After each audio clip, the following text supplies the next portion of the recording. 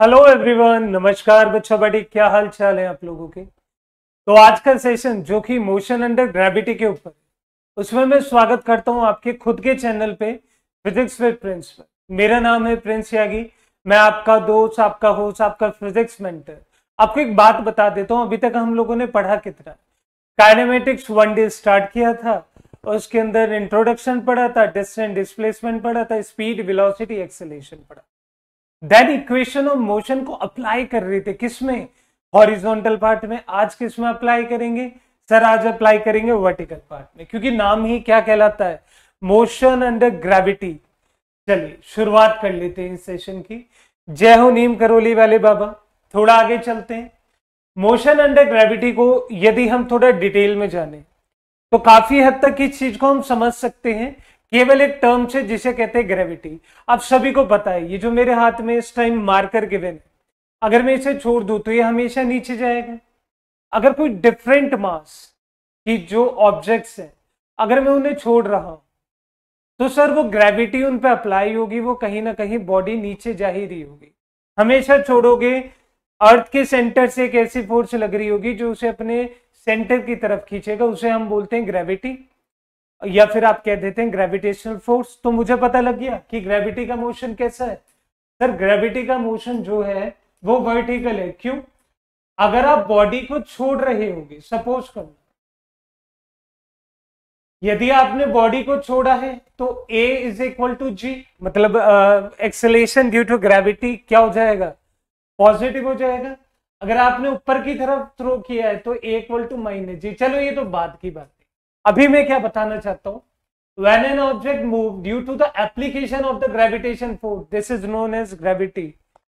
अब सबसे बड़ी बात है कि जब किसी चीज पे फोर्स लगती है, आपको पता है किसी चीज पे फोर्स लगेगी तो एक्सेलरेशन भी होगा। अगर अर्थ आपको खींच रही है, अर्थ इस पेन को नीचे खींच रही है, तो इस बॉडी के अंदर एक्सेलरेशन आएगा या नहीं? उसी एक्सेलरेशन को हम लोग क्या कहते हैं, एक्सेलरेशन ड्यू टू ग्रेविटी, या फिर आप उसे क्या कह सकते हैं, स्मॉल जी। मेरी बात समझ रहे हो? जी कोई ग्रेविटी नहीं है, जी कोई फोर्स नहीं है। उस फोर्स की मदद से जो एक्सेलरेशन इसके अंदर प्रोड्यूस हुई है, उसी को हम लोग क्या कहते हैं, acceleration due to gravity. Like suppose करो यहाँ पे इन भाई साहब के ऊपर एप्पल गिर रहा है न्यूटन की तरह, यहाँ पे ये बॉल जा रही है, मे बी हॉरिजॉन्टल जा रही है, लेकिन गिरेगी तो एट द लास्ट नीचे, बट ड्यू टू ग्रेविटी। अब इसमें जो सबसे बड़ा फंडा आता है, बच्चों को जो समझ नहीं आता, वो ये पार्ट है कि भैया डायरेक्शन कैसे लेने। देखो यदि डायरेक्शन कभी समझ ही नहीं आई लाइफ में कि मुझे डायरेक्शन लेने कैसे हैं, आज मेरी जो मैं बात समझाने वाला हूं प्लीज उसे ध्यान से समझ लेना। कैसे समझोगे बेटा? सपोज कर आपके पास ना दो ही चीज होंगी, एक तो होगा डायरेक्शन ऑफ मोशन, मतलब बॉडी कहां पर जा रही है। तो याद रखना जहां पे बॉडी जा रही है always take this as positive. क्या लोगे? पॉजिटिव। नेगेटिव ले सकते हो, मुझे कोई दिक्कत नहीं है। अगर नेगेटिव ले भी लोगे तो तुम्हें ही दिक्कत आएगी। क्यों बता दो। देखो direction of motion take as positive, और जिस बॉडी डायरेक्शन जा रही है तो मुझे पता है यू वी एस ये सब क्या हो जाएंगे, पॉजिटिव हो जाएंगे। फिर अब एक बात बची, केवल बात किसकी बची, जी की बात। और जी का आपको पता है कि जी का डायरेक्शन अगर नीचे है, जी का डायरेक्शन अगर नीचे है तो ये नेगेटिव है, और जी सॉरी पॉजिटिव है। जी का डायरेक्शन ऊपर है तो ये नेगेटिव है। अब कहोगे सर हम कंफ्यूज हो गए। बेटा देखो सुनो, अगर मैं आपसे कहूं कि आपने एक बॉडी को, चलो उस पर समझो, आज हाँ ये देखो, सपोज करो यहां पे 4 केस गिवन है। कौन कौन से केस गिवन है? सबसे पहला केस गिवन है, if a body is projected vertically upward, कुछ इस तरीके से प्रोजेक्ट की गई, बिल्कुल सीधी, किसी एंगल पे भी।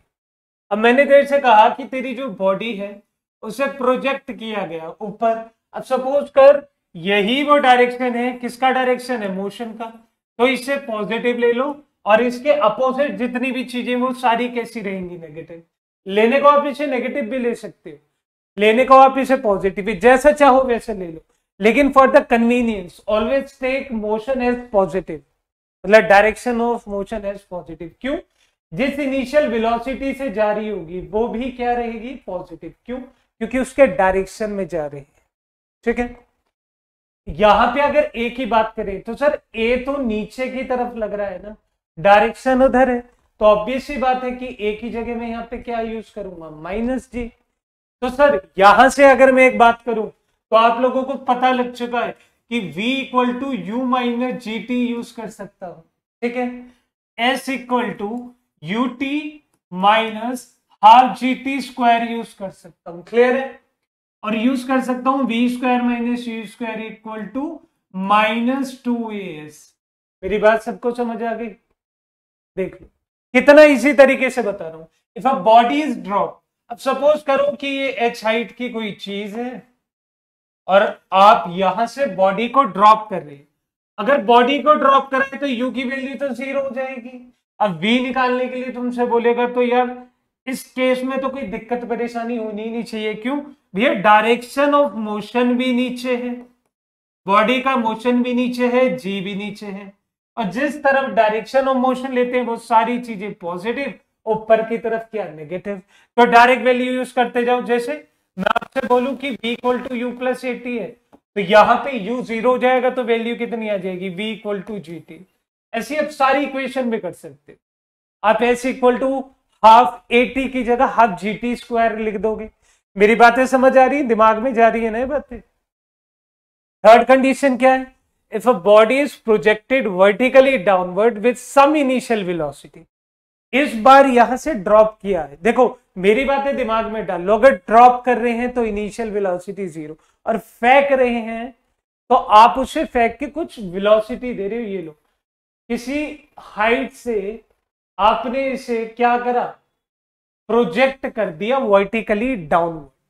अगर प्रोजेक्ट करा है तो यू की वैल्यू सपोज करो नीचे जा रहा है, मैंने कहा डायरेक्शन ऑफ मोशन इधर है तो डायरेक्शन ऑफ मोशन इधर है, इसे पॉजिटिव ले ले तो ऑब्वियस सी बात है कि जी भी क्या हो गई, पॉजिटिव हो गई। U positive, g positive, a positive, t positive, s positive, v positive. हर जगह इक्वेशन कैसी यूज करोगे, पॉजिटिव। तो v equal to you plus g t, v equal to half G T square plus you t. बेटा ये case याद नहीं करने, मैं केवल इतना बता रहा हूं कि कुल 4 केस बनते हैं तुम्हारे एग्जाम के अंदर और इन 4 केस पे कैसे लगाया जाता है वो भी तुम्हें बता दिया। लास्ट वाला इंपॉर्टेंट है, समझ लेना। कह रहा है if a body is projected vertically upward with some initial velocity, ये इंपॉर्टेंट भी है, इसे इंपॉर्टेंट टिक कर लेना। क्यों बेटा? ये तुमसे कह रहा है कि एक हाइट है, उस हाइट से एक बॉल को ऊपर उछाला, अगर ऊपर उछाली है तो बॉल अपनी मैक्सिमम वेलोसिटी के बाद डायरेक्ट नीचे आ जाएगी, है ना? बताओ यहां तक बात समझ आ रही है? अगर मैंने इस बॉल को ऊपर प्रोजेक्ट किया तो बॉल नीचे आएगी, मतलब अल्टीमेटली जो उसका मोशन है वो मोशन किधर आ रहा है। मैं कह रहा हूं चलो मैंने पॉजिटिव इधर ले लिया, नेगेटिव इधर ले लिया, तो सर देखो ये u की वैल्यू ऊपर है तो u की वैल्यू नीचे आते वक्त कितनी हो जाएगी, u की वैल्यू नीचे आते वक्त माइनस हो जाएगी और a कैसा रहेगा, पॉजिटिव। चारों केस बता दिए, चारों केवल एक ही मेथड से कि take any direction as per your convenient, either it is positive और negative, you will have to choose.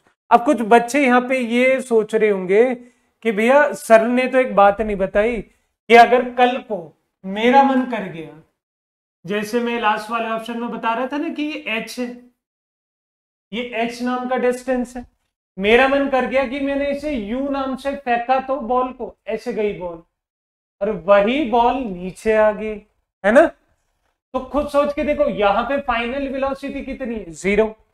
अब सोचो एक बार, इस बार मैंने डायरेक्शन ऑफ मोशन ऊपर का ही ले लिया, मतलब इसे पॉजिटिव मान लिया, इसे नेगेटिव मान। क्लियर है? अब यहां पे दिक्कत परेशानी क्या आने वाली वो तुम्हारे लिए होगी। बेटा एक बात बता, जितनी भी चीजें ऊपर हैं वो पॉजिटिव हैं, जितनी भी चीजें नीचे हैं वो नेगेटिव है। चलो अगर मैं मानता हूं कि नीचे वाली सारी चीजें नेगेटिव हैं तो एक ही जगह जी और वो भी किस में, नेगेटिव में। ये पॉजिटिव है लेकिन पॉजिटिव के साथ ये भी तो नेगेटिव हो रहा है, नहीं समझे? जब ऊपर जा रही थी बॉडी, देखो अभी सारी चीजें हटा दो, मैं आपको कुछ दिखाना चाहता हूं, समझ जाओगे। आज के बाद बड़े से बड़ा क्वेश्चन कर लोगे। जब बॉडी ऊपर जा रही थी तो यू पॉजिटिव था, ए नेगेटिव था या नहीं? सोच के देखो कि डायरेक्शन बदल के नीचे ला रहा हूं तो यू की वैल्यू कितनी हो जाएगी? नेगेटिव। और ए की वैल्यू कितनी हो जाएगी? पॉजिटिव। ये देख, क्यों सर? प्लस था, अब माइनस में जा रहा है तो माइनस आ गया, और माइनस कितना हो गया? प्लस हो गया। इसलिए कह रहा था कि अल्टीमेट डायरेक्शन देख लिया करो जहां तुम्हें जाना है। समझ आ गई? अगर इसमें एच मैक्स निकालना हो तो भैया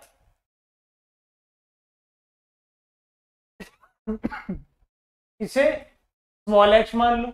अगर एच मैक्स की वैल्यू निकालनी है तो एच मैक्स कितना आएगा? H plus H. ये ले। अगर टोटल डिस्टेंस निकालना है, तो कितना आएगा? H plus 2h। ये देखो, आ गया ना सब कुछ। तो आपको केवल इतनी बातें समझनी है। मैं लिख देता हूं, इसे कॉपी में नोट कर लेना। Take direction as per your convenient, और इससे बेहतर तरीका क्या है? और मोशन का डायरेक्शन ही, मतलब direction of motion should always take what? Positive. और दूसरी बात एक दिमाग में बात डाल लेना, जी नीचे है तो नेगेटिव है और जी ऊपर है तो पॉजिटिव। ले, कहीं पे बता रहे ना जी, u0 ले लो, v0 ले लो। ये तो तुम्हें पता है कि जब मैक्सिमम पहुंच जाते हैं, मतलब जब हम मैक्सिमम हाइट पे पहुंच जाते हैं तो v0 हो जाता है ना? जब हम स्टॉप हो जाते हैं, अबाउट टू स्टॉप होते हैं, तो जब v0 होता है, ठीक है? जब हम किसी चीज को ड्रॉप करते हैं, ड्रॉप, रिलीज, या फिर रेस्ट की पोजीशन से उठते हैं तो u0 हो जाता है। लेकिन ये नेगेटिव पॉजिटिव कब होंगे? डायरेक्शन ऑफ मोशन में पॉजिटिव ले लो। घबराओ मत, समझाऊंगा अभी, सब कुछ समझाऊंगा। ये 4 कंडीशन याद रखना। चलो, ये वो कंडीशन थी मेरे बच्चे जहां पर आप किसी भी तरीके से, ये वो कंडीशन थी जहां पे आप किसी भी तरीके से विदाउट एयर रेजिस्टेंस, मतलब यहां पे किसी भी तरीके का एयर का कोई रेजिस्टेंस नहीं अप्लाई, ये विदाउट एयर रेजिस्टेंस थी। मतलब एयर यहां पे कोई परेशानी नहीं कर रही थी कि मेरी भी फोर्स ले लो, मेरा भी एक्सेलरेशन ले लो। अब स्पेशल केस क्या आता है? स्पेशल केस तुम्हें यह समझाता है, देखो यह है तुम्हारा स्पेशल केस, इंपॉर्टेंट भी है, एग्जाम के क्वेश्चन भी अच्छे आते हैं। और समझना, 2 तरीके से डिफाइन करूंगा, दोनों तरीके से पहली बार में समझ। क्वेश्चन बड़े प्यारे आते हैं, इस बात को जान लेना। स्पेशल क्या है? If a body is thrown, clear है, if constant air resistance is to be taken into account. मतलब सपोज कर ये बॉडी तूने फेंकी, लेकिन तुम सवाल नहीं करते थे, सर हम फेंक रहे तो हवाई से रोक नहीं रही, हम कहते थे छोड़ दे, इग्नोर करते, कुछ चीजें नेग्लिजिबल मान लेते। लेकिन हमने यहां कहा कि एयर का रेजिस्टेंस लगेगा ही लगेगा। तुमने कहा सर कैसे लगेगा? आओ समझाता हूं कैसे। अगर अपवर्ड मोशन की बात हो रही है, सपोज करो कोई बॉल है और उस बॉल को मैंने ऊपर की तरफ फेंका, तो तुम सबको पता है कि वो बॉल ऊपर जाके रुक जाएगी, मतलब फाइनल वेलोसिटी 0 हो जाएगी, है ना? और आपको इतनी भी पता है कि आप इसे जब फेंकेंगे तो इसकी इनिशियल कितनी होगी? u। अब मान ले ये जो तेरा पूरा प्रोसेस है, मतलब ये जो हाइट है ये कितनी है? h। और जितना टाइम तू ऊपर जाने में ले रहा है उसे मैंने बोला टाइम ऑफ एसेंट। एसेंट का मतलब है चढ़ाई के लिए कितना टाइम आप लोग ले रहे। अगर मैं तुमसे यहां पे कहता हूं क्या सर कि देखो यहां पे एक्सेलरेशन अलग अलग गिवन है, कौन सी? एक तो गिवन है जी, और एक गिवन है एयर रेजिस्टेंस। बॉडी कहां जा रही है? ऊपर, तो एयर रेजिस्टेंस भी कहां लगेगा? नीचे। याद रखना, air resistance always oppose motion. कुछ इस तरीके से समझ लो जैसे तुम्हारा फ्रिक्शन काम करता है। अगर इस डायरेक्शन में फ्रिक्शन लग रहा है तो ऑब्वियसली है कि इस डायरेक्शन में बॉडी जा रही होगी, या उल्टा कह लो इस डायरेक्शन में बॉडी का मोशन हो रहा है तो इस डायरेक्शन में फ्रिक्शन लग रहा होगा। ये देखो, तो मैं निकालना चाहता हूं, मैं टी भी निकालना चाहता हूं, मैं एच भी निकालना चाहता हूं, लेकिन पहले ए नेट तो यूज कर लो। अगर इस क्वेश्चन की बात करें तो यहां से ए नेट कितना आएगा सर? ए नेट बॉडी किधर जा रही है? ऊपर की तरफ, मतलब सारा एक्सेलेरेशन किधर लगना चाहिए? ऊपर। नीचे दो है तो ए नेट इज इक्वल टू कितना? ए मतलब जी प्लस ए। ये एक्सेलेरेशन की वैल्यू आ गई। अब सपोज करो तुमसे यहां पे कोई कहता है कि हमें टी निकाल के दिखाओ। देखो मैं सबसे पहले एक इक्वेशन यूज करता हूं, v equal to you plus A T. तो v की वैल्यू कितनी आ गई? याद रखना v की वैल्यू कितनी आ गई? 0। u की वैल्यू ऊपर जा रही है तो इसे पॉजिटिव मानो, नीचे सब नेगेटिव चल रहा है तो u माइनस। सर माइनस क्यों भाई? जो ए नेट का फंडा है वो तो बेचारा नीचे की तरफ लग रहा है ना। नहीं समझ आई मेरी बात? यहां पे ए नेट यूज करो और टाइम ले लो कौन सा? एसेंट का। तो देखो यहां से टाइम ऑफ एसेंट की बात करें तो कितना आएगा? यह आएगा u upon a r plus जी।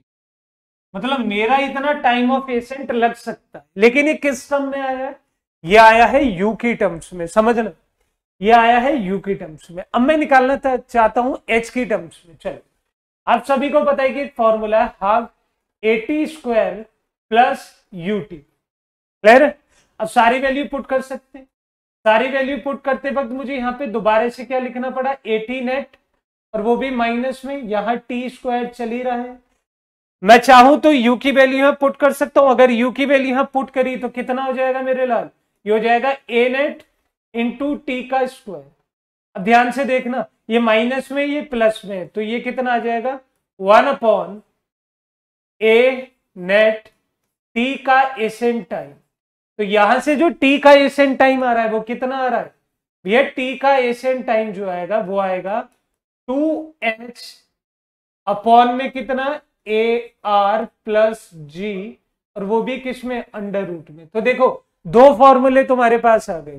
तुम्हारे पास t ascent time initial velocity की टर्म्स में आ गया, तुम्हारे पास टी एसेंट टाइम तुम्हारे किस में आ गया?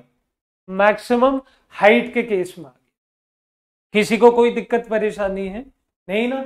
एक बार ये स्क्रीनशॉट ले लो या लिखना चाहो लिख लो। क्लियर? बहुत ईजी कंसेप्ट था ये, अपवर्ड के लिए था।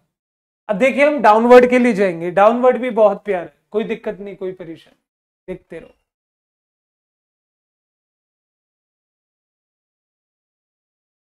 चलो तुम्हें 2-3 बातें ध्यान रखनी।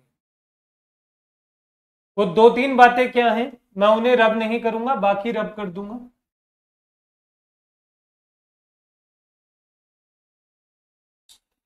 अभी जो हमने बात करी थी, यहां से मैं 2 बातें एज इट इज लिख दूंगा। क्या? एक तो ये वाला आंसर, चलो इसी आंसर को देख लो।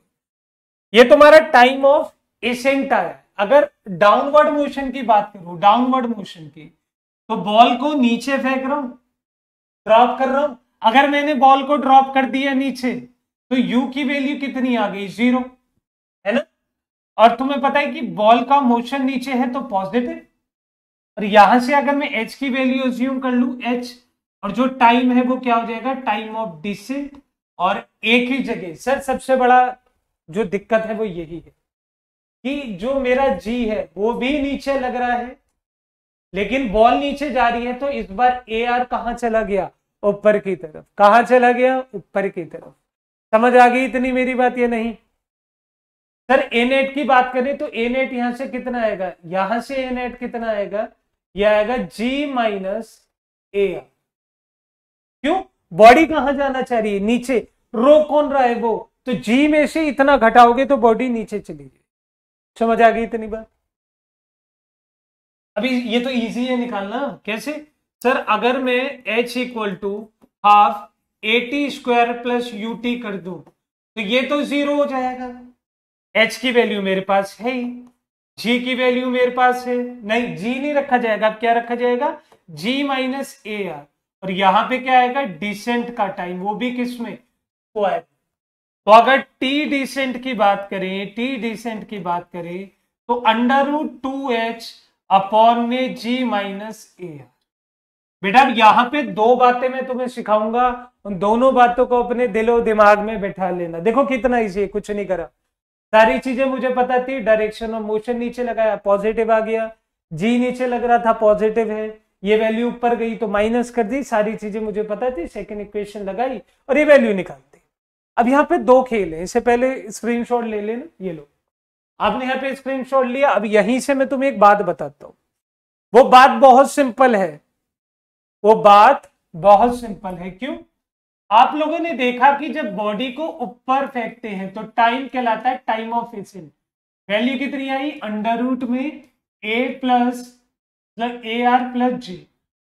अगर टाइम ऑफ डिसेंट की बात करें तो टाइम ऑफ डिसेंट कितना आएगा? टाइम ऑफ डिसेंट आएगा अरे 2 एच अपॉन में कितना? G minus A. अच्छा अब मुझे एक बात बताओ, चलो ध्यान करो, acceleration is inversely proportional to time.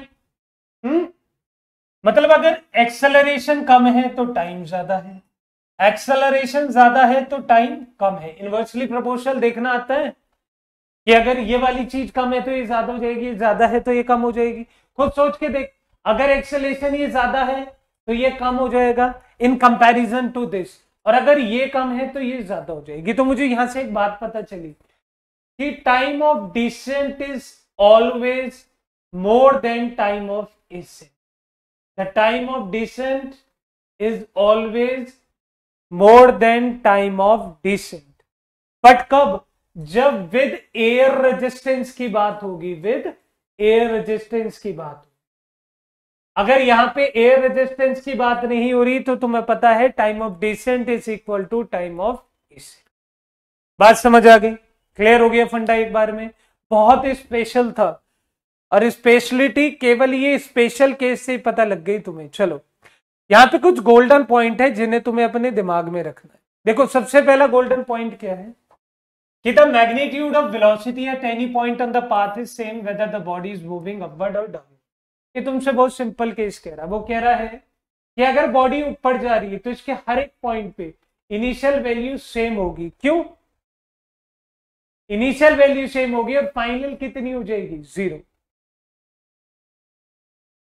Magnitude मतलब उसका जो मैग्नीट्यूड है, मतलब इसकी जो स्पीड का वैल्यू है वो हर एक पॉइंट पे पाथ के सेम आएगी। चाहे बॉडी नीचे आ रही हो, ऊपर ही 0 हो जाएगी तो v नीचे सेम जाती जाएगी। Clear? If various particle thrown with, तो देखो मैंने एक डायग्राम बनाया। अब सपोज करो मैंने कहा कि एक बॉडी थी वो ऊपर ऐसे गई और नीचे कुछ इस तरीके से आ गई। एक बॉडी थी वो ऐसे गई, एक बॉडी थी वो ऐसे गई, एक बॉडी थी वो ऐसे गई, एक बॉडी थी वो डायरेक्टली नीचे आ गई। अब देखो यहां से मैं कुछ बातें तुम्हें बता सकता हूं। क्या? सबसे पहली बात तो मुझे एक बात पता चलेगी यहां से। वो सबसे बड़ी बात क्या है? वो तुम्हारी बात ये कहती है कि जितने भी पार्टिकल्स हैं, अगर सपोज करो ये सारे u वेलोसिटी से गए, u velocity u velocity u velocity, तो देखो सबसे जल्दी सबसे अर्ली फास्टेस्ट कौन पहुंचेगा? E पहुंचेगा। फिर लेट कौन करेगा? ये करेगा। टाइम टेकिंग कौन होगा? ये टाइम टेकिंग। समझ आ रही है ना क्यों हो रहा है? क्योंकि भैया देखो इसे डिस्टेंस ज्यादा कवर करना पड़ रहा है, उसे डायरेक्टली आना पड़ रहा है। लेकिन यहां पे ये तो इसका पहला पॉइंट, दूसरा और तीसरा 2 पॉइंट समझ आ गए। लेकिन पहला पॉइंट एक बात है कि सारे reach ground with same velocity u, but time is not equal. मतलब केवल इस सेकेंड पॉइंट से और इस डायग्राम से मुझे एक बात समझ आ गई कि सारे के सारे सेम वेलोसिटी से नीचे तो पहुंचेंगे, लेकिन इन सबका टाइम रिस्पेक्टिव होगा। मतलब टाइम इक्वल नहीं होने, कोई जल्दी पहुंचेगा, कोई देर से पहुंचेगा, कोई एंगल बना के पहुंचेगा, वो तुम्हारे ऊपर। यहां देखो प्रोजेक्टाइल लग जाएंगे, इसमें प्रोजेक्टाइल। लेकिन मुझे समझ आ गया कि जो बिल्कुल सीधा जा रहा है वो तेज जा रहा है, जो ऊपर जाके नीचे आ रहा है वो टाइम ज्यादा ले रहा है। क्यों? क्योंकि इसे टाइम यहां का भी जोड़ना है, यहां का भी जोड़ना है, यहां का भी जोड़ना। मेरी बात समझ आ रही है? और थर्ड पॉइंट तो इंपॉर्टेंट है, अभी क्वेश्चन आया था आईआईटी 2023 में, जो तुम्हारा आईआईटी जेई मेंस का पेपर हुआ था, उसमें क्या कह रखा था, इस क्वेश्चन को समझो, बहुत प्यारा है। केवल इतनी बात समझ लो, अगर एक बॉल ड्रॉप की गई है बिल्डिंग से एच, ड्रॉप करिए, मतलब 3 केस बनेंगे। सबसे पहला केस, एक बॉल को ड्रॉप करा तो मतलब यू इज इनिशियल, तो देखना ये टाइम कितना ले रही है, टाइम ले रही है टी। अगर उसी सेम बिल्डिंग से 2 बॉल फेंकी गई है, एक बॉल अपवर्ड ऊपर फेंकी गई है, दूसरी बॉल डाउनवर्ड फेंकी गई है, इसका मतलब यू की वैल्यू 0 के इक्वल नहीं है। तो सर पहले वाले केस में टाइम t1 ले रही है, सर ये तो वही केस हो गया, ऐसे ऊपर जाएगी नीचे तो टाइम t1, यहां पे u की वैल्यू 0 नहीं है, और दूसरे केस में नीचे फेंकोगे मतलब time is not equal to 0, यहां पे टाइम कितना लिया t2। अब याद रखना इन तीनों का रिलेशन आपस में बनता है, अगर हाइट सेम, वेलोसिटी सेम, तो इन तीनों का रिलेशन बनता है t equal to under root T1 T2। मेरी बात समझ आ गई, क्या बनता है, t equal to under root T1 T2। और कब बनता है ये T2 वाला, जब हम इसे कंसेप्ट को यहां यूज करते हैं। क्लियर है? चलो अब यहां पे मुझे नहीं लगता कि कोई भी ऐसा फिनोमिना होगा कि सर डायरेक्शन समझ नहीं आ रहा, ए की वैल्यू समझ नहीं आ रही, उसकी वैल्यू समझ नहीं आ रही, तो मैं सब कुछ समझ आ गया होगा एक बार में एक टॉपिक से। चलिए क्वेश्चन ट्राई करो, चलो इस क्वेश्चन को पढ़ो ढंग से, क्या कहता है ये क्वेश्चन तुमसे। अगर हम इस क्वेश्चन को अच्छे से देखें तो ये कहता है कि बॉडी है जो प्रोजेक्ट की गई है फ्रॉम द टावर, ठीक है, टावर T1, और टाइम कितना ले लिया उसने T1, मतलब u की value is not equal to 0, और टाइम कितना लिया है नीचे आने में T1। अगर उसी को एक हाइट से वर्टिकली डाउनवर्ड प्रोजेक्ट कर दे सेम स्पीड के साथ, u के साथ, तो टाइम लेंगे T2। कुछ याद आया क्वेश्चन अभी कराया ये रहा। आपसे पूछा है कि अगर उसी बिल्डिंग से किसी बॉडी को u इक्वल टू 0 नीचे फेंक दे तो टाइम कितने लेंगे t। सर अभी तो पीछे बता के आए हूं, डायरेक्ट कौन सा है, t वाला, कौन सा है, t वाला। बात समझ आ गई? देख लो, शॉर्ट ट्रिक बताई और क्वेश्चन हो गया। अगर आपके दिमाग में कोई कंसेप्ट आ रहा है कि सर ऐसा हुआ क्यों, तो मैं हिंट दे देता हूं, सॉल्व करके आप देख ले। देखो एक बात, अगर यहां पे मैं t की वैल्यू निकालना चाहूं तो मुझे पता है कि तीनों के केस में h हाइट है, इसमें भी h है, इसमें भी h है, इसमें भी u भी है, बट टाइम डिफरेंट है। अब सपोज करो मैंने फॉर्मूला लगाया इस equal to half T square plus UT, कौन से वाला है, केस नंबर 4। तो सपोज करो मैंने बोला कि नीचे पॉजिटिव है, नीचे पॉजिटिव है, तो u की वैल्यू यहां से कितनी आ जाएगी, नेगेटिव, और a की वैल्यू कितनी आ जाएगी, पॉजिटिव। अगर सॉल्व करोगे t के लिए तो कैसे लिखेंगे, h equal to half a t2 square minus u t2। Clear है? एक इक्वेशन बन गई। मतलब इस इक्वेशन को मैं कैसे लिख सकता हूं, लिख सकता हूं 2h equal to a t2 minus u t2, और इससे क्वाड्रेटिक इक्वेशन में लिखूंगा a t2 का स्क्वायर माइनस e22 का और माइनस 2h। देखो एक क्वाड्रेटिक ही आ गई, समझना।